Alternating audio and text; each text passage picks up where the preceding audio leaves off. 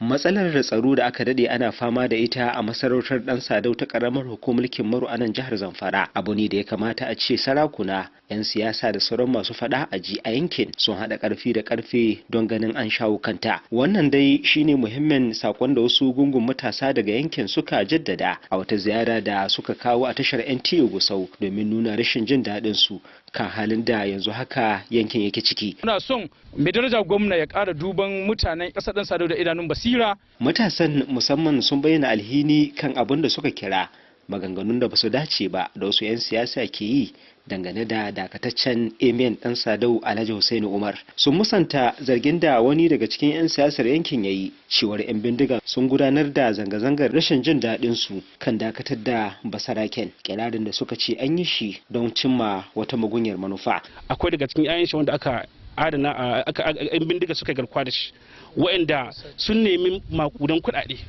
wa'anda shi karan kashi Amen ma bai taɓa ganin su ba, wa'annan kuɗaɗen suka nema.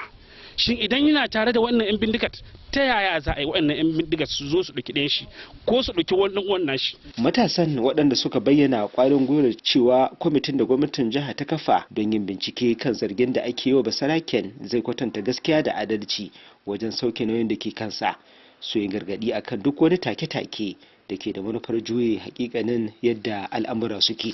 Gwamna tsaye ki da gaskiya kuma akan gaskiya.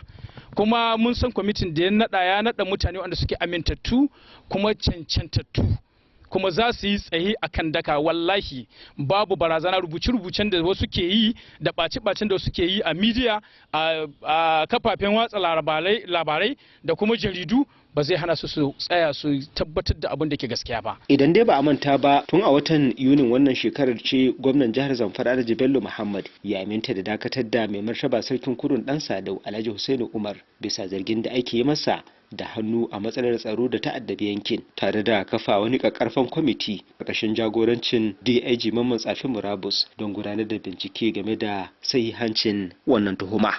Jamilu Ibrahim Gusau.